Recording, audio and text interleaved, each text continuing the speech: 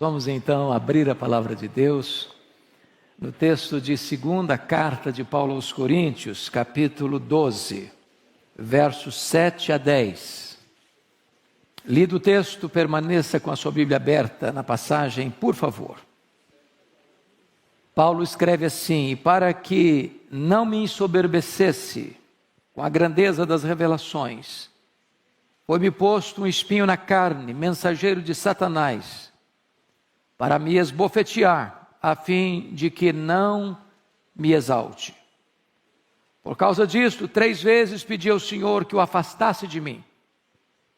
Então ele me disse: a minha graça te basta, porque o poder se aperfeiçoa na fraqueza.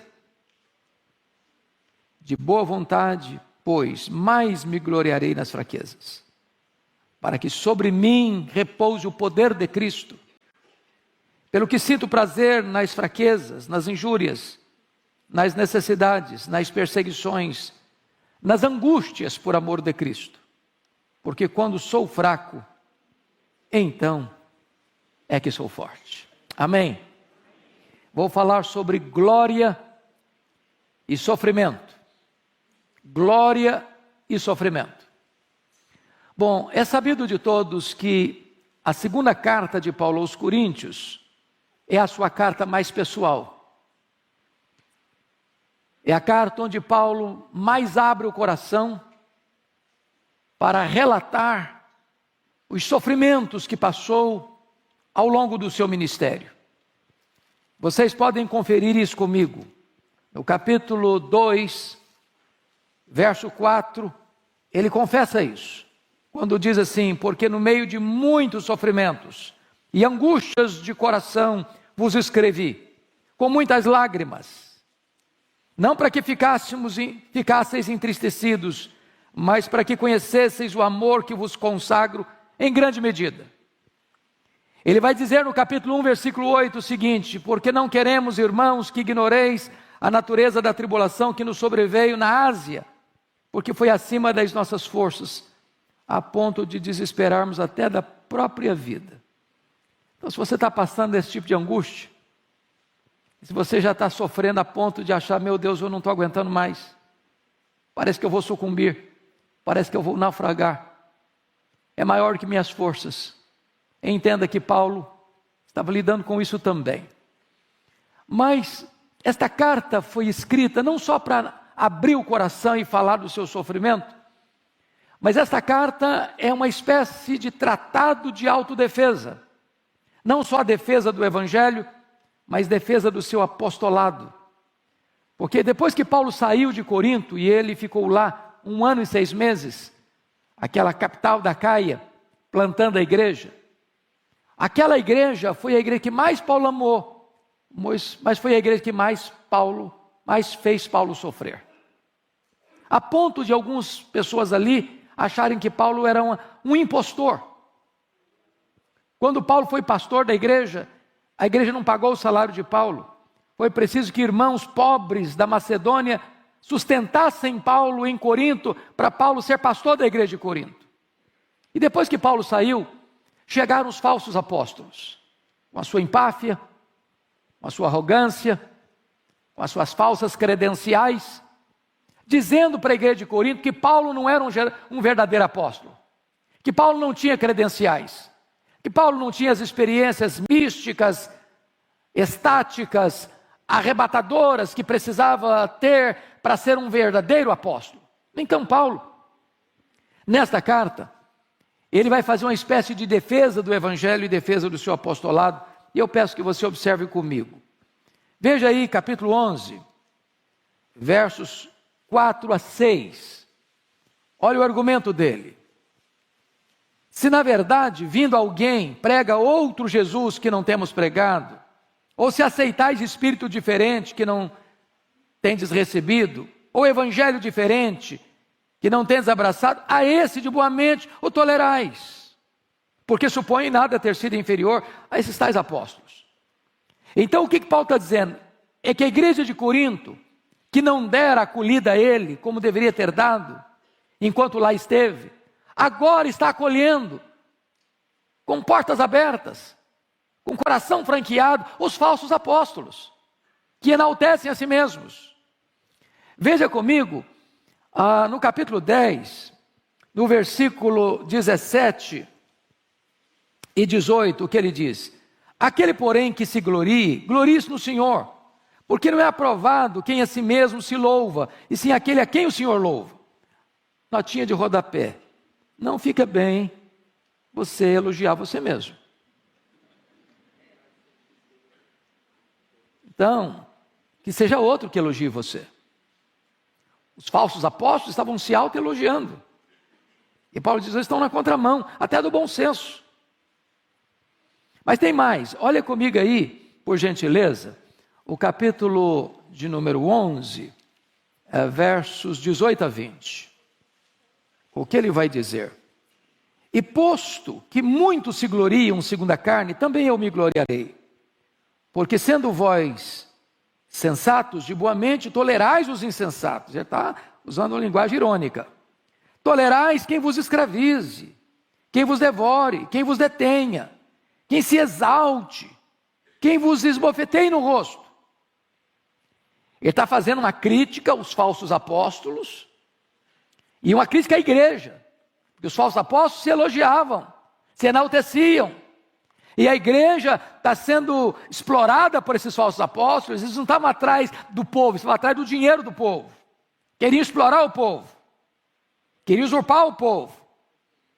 E a igreja dando espaço para essa gente. Mas tem mais. Olha aí comigo, capítulo 11, versículo 30. Se tenho de gloriar-me, gloriar-me-ei no que diz respeito à minha fraqueza. Então eu quero terminar esse pano de fundo para entrar no texto. Paulo foi levado, na defesa do seu apostolado, a fazer uma coisa que ele não concordava em fazer. Em se autoelogiar, em se autopromover. Ele achava isso um contrassenso, uma coisa inadequada para um crente maduro.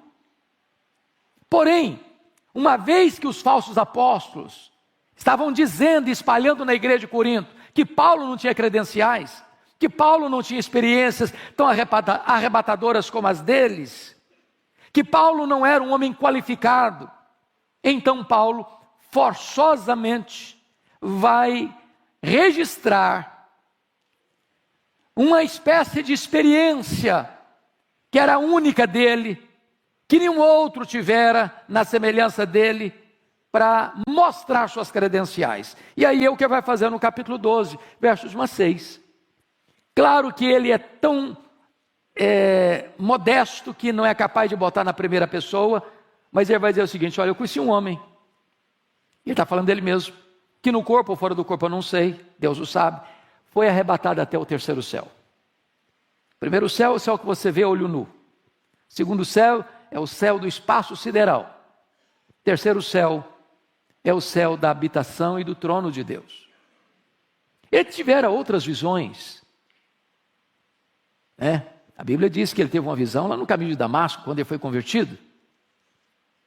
A Bíblia diz que ele teve uma visão em Trode: passa a Macedônia e ajuda-nos. A Bíblia diz que ele teve uma visão em Jerusalém: coragem, Paulo, porque assim como você deu testemunho aqui em Jerusalém, eu quero que você dê testemunho em Roma.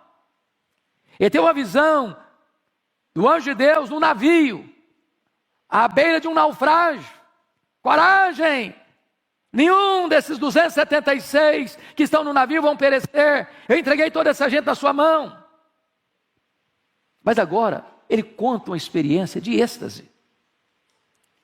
E ele, ao ser arrebatado até o terceiro céu, ouviu palavras inefáveis, que não podem ser ditas, pela beleza, pela grandeza, pela majestade. E então, ele entra no texto que nós lemos, para mostrar uma coisa: Deus tempera na nossa vida glória e sofrimento.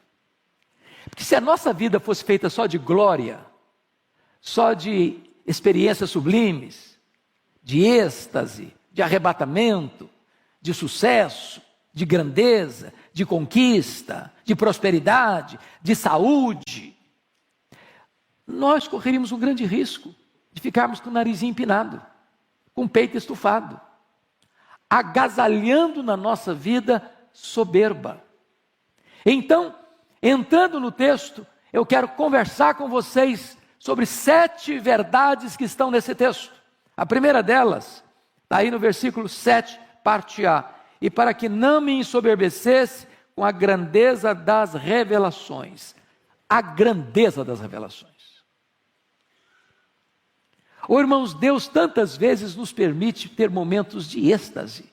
Eu não diria a você que teríamos a experiência de Paulo ou de João, sobe para aqui, eu te mostrarei as coisas que devem acontecer. Mas Deus nos dá experiências tão incríveis, de comunhão com Ele, de intimidade com Ele, daquele gozo inefável, daquela alegria indizível e cheia de glória, daquela percepção da beleza de Cristo, da glória de Cristo, aquela compreensão da riqueza das verdades eternas, do céu, da bem-aventurança eterna. Quantas experiências maravilhosas, quantas noites em que os céus se abriram e a luz celestial inundou a sua alma. Quantas visitações poderosas do Espírito Santo na sua vida, na minha vida, na nossa vida. Nós temos isso. Paulo teve isso, a grandeza das revelações. É claro que ele está tratando aqui daquela experiência de ser arrebatado ao terceiro céu, de ouvir palavras inefáveis, de ter as verdadeiras credenciais do seu apostolado. Mas aí, notem comigo, vem o segundo ponto, que é o doloroso espinho na carne. Confira comigo a parte B do verso 7. E para que não me ensoberbecesse com a grandeza das revelações, foi-me posto um espinho na carne. Preste atenção nessa expressão, espinho na carne. A pergunta primeira é, de onde procede o espinho da carne de Paulo? E a resposta óbvia é, procede de Deus. E você diz, mas Deus não é bom? Ele é bom. Mas o espinho na carne não nos faz sofrer? Faz. Mas então, se Deus é bom e Ele é, e se o espinho na carne nos faz sofrer, por que Deus permite o espinho na carne? Por que um crente sofre? Por que um crente pega Covid? Por que um crente é entubado? Por que um crente fica numa cama anos? Por que um crente perde emprego? Por que um crente sofre um revés na vida financeira? Porque um crente enfrenta angústias na alma, ou tribulações tais, ou perseguições tais, a ponto de desesperar-se da própria vida.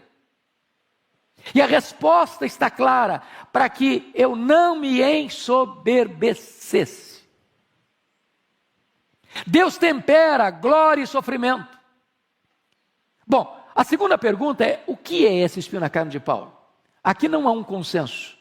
Esta palavra espinho só aparece aqui em todo o Novo Testamento. E a palavra é uma estaca que entra, rasga a carne e produz sofrimento. Não houve consenso na história da igreja sobre isso.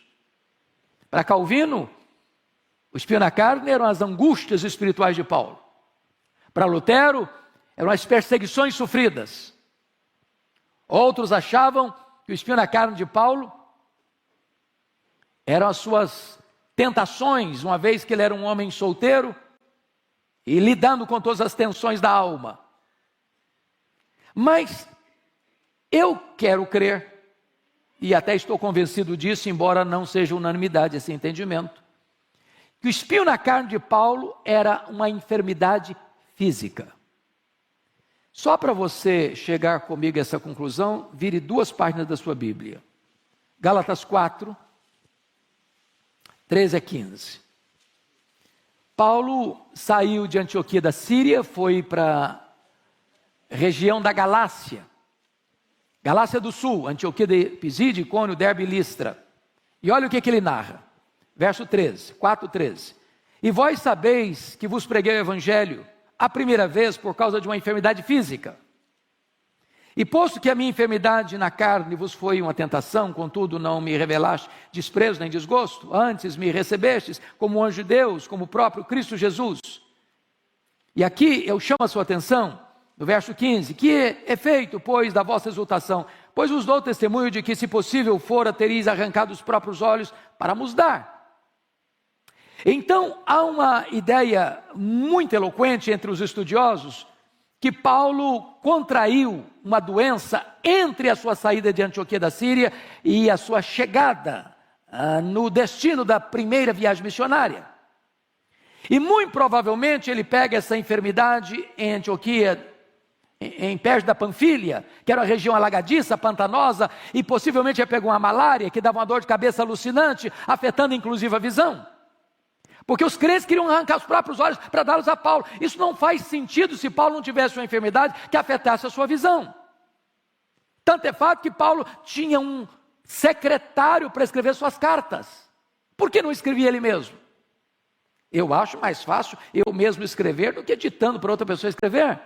O raciocínio fica mais rápido, mais claro.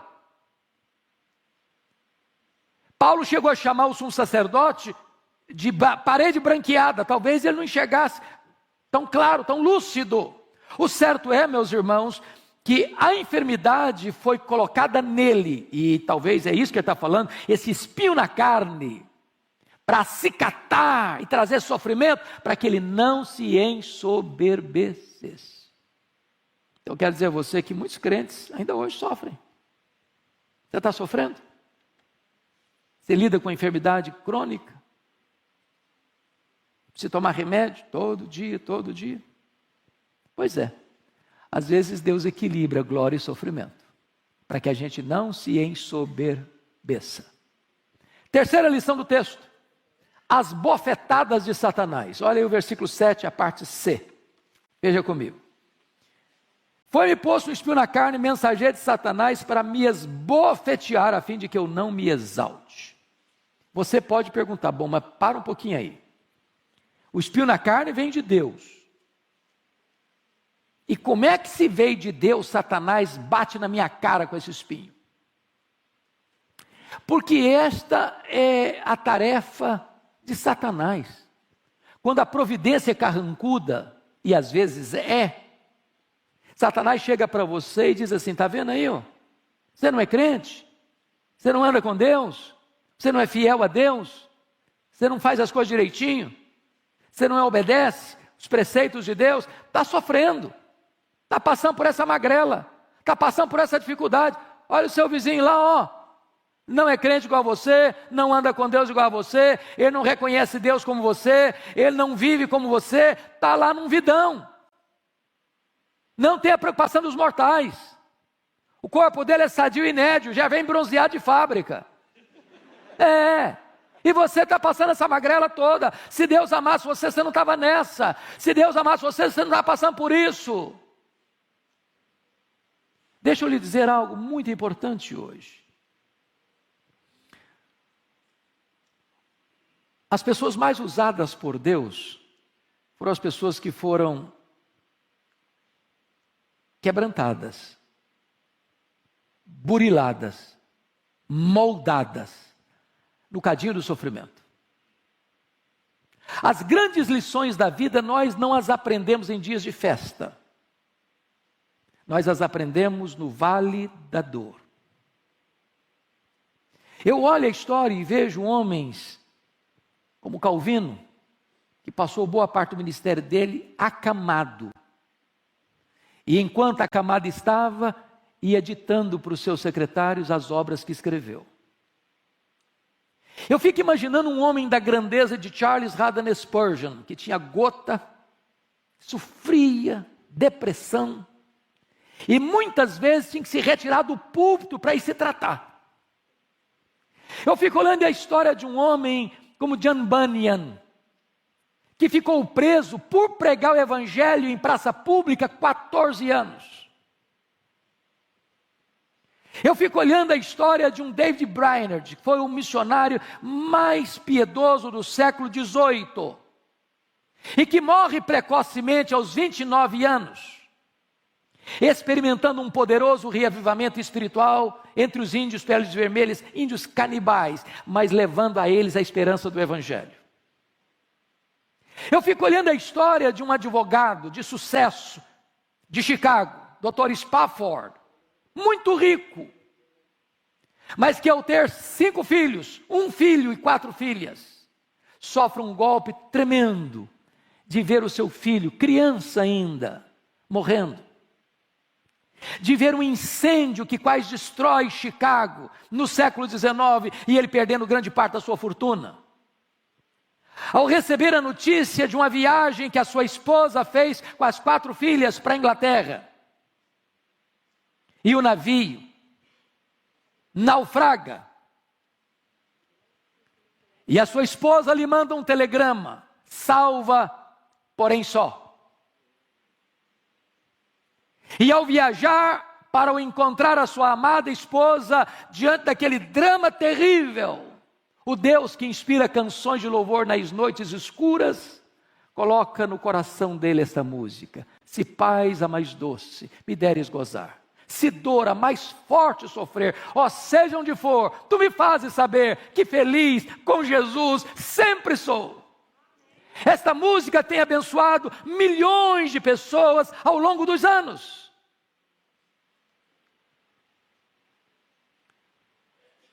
Se Deus está permitindo você passar por um espinho na carne, e se Satanás está batendo no seu rosto com esse sofrimento, entenda uma coisa: o seu sofrimento vai ser uma fonte de consolo para muita gente.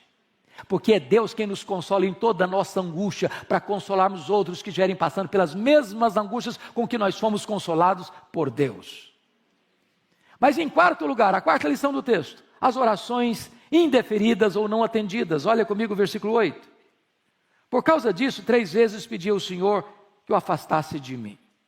Notem comigo, irmãos, Paulo era um homem de oração. Paulo era um homem que orava até por gente que ele nunca tinha visto. Paulo orava incessantemente. Paulo orou por muitas pessoas doentes, elas foram curadas. Paulo orou e Deus ressuscitou Eutico. Um milagre extraordinário. Agora Paulo está doente. Agora Paulo está orando por ele mesmo, e uma oração honesta, profunda, sincera e perseverante. Orou 3 vezes, como Jesus orou no Getsêmani: Pai, se possível, passe de mim este cálice. Ele pede a cura, ele pede o alívio. E Deus disse para ele: não, eu não vou lhe curar. Eu não vou tirar o espinho. Tem horas que o que mais queremos é alívio do sofrimento. Tem horas que o que você anseia é que você fique livre daquilo que se apresenta como algo que machuca você, que dói em você. É um problema familiar, é um problema de saúde, é um problema financeiro, é um problema emocional. Você sabe qual é o espinho que você enfrenta. E talvez você que está aqui já orou por isso há tanto tempo. E tantas vezes. E Deus diga, como aqui está escrito: por causa disso, 3 vezes eu pedi ao Senhor que o afastasse de mim. E Deus diz para você: não. Paulo pediu substituição, e Deus respondeu para ele: transformação. Eu não vou tirar, eu vou lhe capacitar. Eu vou lhe dar minha graça. Você vai me glorificar mais sofrendo com consolo, mantendo-se humilde, do que eu curando você e você tendo alívio e tendo o perigo e o risco de se ensoberbecer. Irmãos, a vida aqui não é indolor. Aqui tem choro, aqui tem lágrima, aqui tem dor. E eu não estou fazendo uma apologia ao sofrimento, eu não estou fazendo apologia à lágrima, eu não estou fazendo apologia à enfermidade, eu não estou dizendo que você é masoquista, eu não estou dizendo que você tem prazer em sofrer, eu não estou falando isso. E Deus não está dizendo isso. Mas muitas vezes o sofrimento nos vem para nos colocar numa posição de completa e permanente dependência de Deus. Então vem a quinta lição: a resposta desconcertante de Deus no verso 9a. Olha aí. Então Deus me disse: a minha graça te basta, porque o poder se aperfeiçoa na fraqueza. A maior necessidade sua e minha não é nem de alívio, é da graça suficiente. Tiago, no capítulo 1 da sua carta, no versículo 2, ele diz assim: meus irmãos, tende por motivo de toda alegria, preste atenção nisso, motivo de toda alegria, o passardes por várias provações. Parece que não é comum você juntar as duas coisas, alegria e provação. Porque quando você pensa em provação, você pensa em choro, você pensa em gemido, você pensa em sofrimento, você pensa em tristeza. Agora Tiago está nos confrontando com essa verdade, dizendo: meus irmãos, tende por motivo de toda alegria o passardes por várias, não é por uma não, vem em pencas, todas as provações. E ele fala da palavra várias, a palavra várias no grego é a palavra poikilos, de onde vem a nossa palavra portuguesa policromático, de diversas cores. Tem provas leves, tem provas médias, tem provas pesadas. Tem prova que tem a cor de rosinha, igual esmalte de noiva. Tem provação que vem com rosa choque. Tem provação que vem com cinzento, bem firme. Tem provação que é tenebrosa. Tem provação que você passa por ela de nave espacial. Tem outra que você passa de carro de corrida. Tem outra que você passa andando. Tem outra que você passa engatinhando. Mas sabe o que a Bíblia diz? Que para cada cor de prova que você enfrenta, existe a multiforme graça de Deus. E a palavra multiforme é a mesma palavra poiquilo. Sabe o que a Bíblia está dizendo? Para cada cor de prova que você enfrenta, existe uma cor de graça suficiente para sustentar você. Deus nunca vai deixar você sozinho, Deus nunca vai deixar você desamparado, Deus nunca vai largar você no meio do caminho, Ele vai sustentar você. A minha graça te basta, Paulo, o meu poder se aperfeiçoa na fraqueza.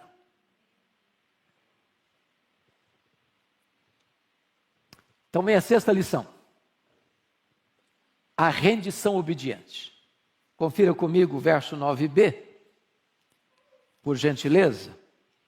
E o versículo de número 10a, ele diz assim: de boa vontade, pois, mais me gloriarei nas fraquezas, para que sobre mim repouse o poder de Cristo. Pelo que sinto prazer nas fraquezas, nas injúrias, nas necessidades, nas perseguições, nas angústias, por amor de Cristo. Meus irmãos, tem muita gente que quando recebe um não de Deus se revolta. Não é verdade? Tem outras pessoas: Deus me decepcionou, eu pedi para Ele, não me atendeu. Deus já também vou sair da igreja, porque na hora que eu precisei de Deus, Deus me disse um não. Tem outras pessoas que ficam apáticas, param de orar, não acolhem com submissão e humildade a resposta divina. Paulo, ao Deus ter respondido para ele: meu filho, eu não vou tirar o espinho da carne, eu vou lhe dar minha graça, a minha graça é suficiente, o meu poder se aperfeiçoa na fraqueza. Ele disse: Deus, então ele responde: de boa vontade, pois, eu mais me gloriarei nas fraquezas, para que o poder de Cristo repouse em mim. O que Paulo está dizendo aqui, irmãos, nenhuma pessoa que não seja cristã vai entender, não vai entender. O que ele diz no verso 10 é algo incompreensível para nós, sem a graça, sem o Espírito Santo agindo na nossa vida, pelo que sinto prazer. Olha que prazer, hedonismo, é a filosofia mais presente neste mundo. Gasta-se bilhões e bilhões de dólares todo ano para patrocinar prazer, diversão. As pessoas estão à cata de prazer. E Paulo vai dizer o seguinte: pelo que sinto prazer. Em quê? Nas fraquezas, nas injúrias, nas necessidades, nas perseguições, nas angústias. Você diz: isso aí é masoquismo, isso não é cristianismo. Quem tem prazer de sofrer? Quem gosta de sofrer? Ninguém, nem você nem eu, nem Paulo, nem a Bíblia ensina isso. O que Paulo está dizendo aqui é que ele tem prazer por amor de Cristo, não é prazer no sofrimento pelo sofrimento, é porque ele sabe que Deus é soberano, Deus está no controle, e Deus está trabalhando em você, Deus está moldando você, Deus está burilando você. O próprio Jesus aprendeu pelas coisas que sofreu, e os sofrimentos do tempo presente não são para comparar com as glórias por vir a serem reveladas em nós. A nossa leve e momentânea tribulação vai produzir para nós eterno peso de glória, acima de toda comparação. É o propósito de Deus no sofrimento, e não o sofrimento em si. Então, irmão, não se rebele contra Deus, não se insurja contra Deus, não endureça o seu coração, não seja como a mulher de Ló, amaldiçoa Deus e morre, Jó. Não. Deus não é sádico. Deus não desperdiça sofrimento na vida de seus filhos. Se você está passando por uma luta, entenda isso: Deus está no controle, Deus é bom, Deus é Pai, Ele está trabalhando por você, Ele está trabalhando em você, para depois trabalhar através de você. Mas finalmente, o último ponto, sétimo ponto que eu quero destacar, agora é a constatação confiante. Olha a parte B do verso 10. Porque quando sou fraco, então aqui sou forte. Isso é um paradoxo. É um paradoxo. O homem que se vangloria na sua força, ele é fraco. Mas o homem que confia em Deus na sua fraqueza, ele é forte. Por isso a Bíblia diz: não se glorie o sábio na sua sabedoria. Não se glorie o rico na sua riqueza. Não se glorie o forte na sua força. Mas antes, glorie-se em conhecer a Deus. Quanto mais dependente de Deus você for, mais forte você vai ser. Quanto mais você compreende que você é fraco, que precisa de Deus, não pode se afastar da presença de Deus, e depende do poder de Deus, da graça de Deus, do sustento de Deus, da providência de Deus, aí você é forte. Mas no momento em que você, não, agora eu sou forte, agora eu cuido da minha vida, agora eu sei o que eu faço, agora eu tenho todas as ferramentas para fazer, agora eu consigo, eu vou, eu faço, eu alcanço, bom, aí você é muito fraco. O braço da carne é muito fraco. Nenhum de nós consegue ficar sequer de pé, escorado no bordão da autoconfiança. Então, concluindo, Deus na sua bondade tempera na sua vida glória e sofrimento. Se fosse só glória, você ficaria soberbo. Se fosse só sofrimento, você seria esmagado. Mas Deus tempera as duas coisas, do berço à sepultura. Aqui tem sofrimento e tem glória, mas depois que nós atravessarmos as fronteiras do tempo e adentrarmos na eternidade, aí não tem mais sofrimento, será apenas glória. Porque Deus vai enxugar dos nossos olhos toda lágrima, não haverá dor, nem pranto, nem luto, porque as primeiras coisas já terão passado. Que Deus console o nosso coração nesta manhã.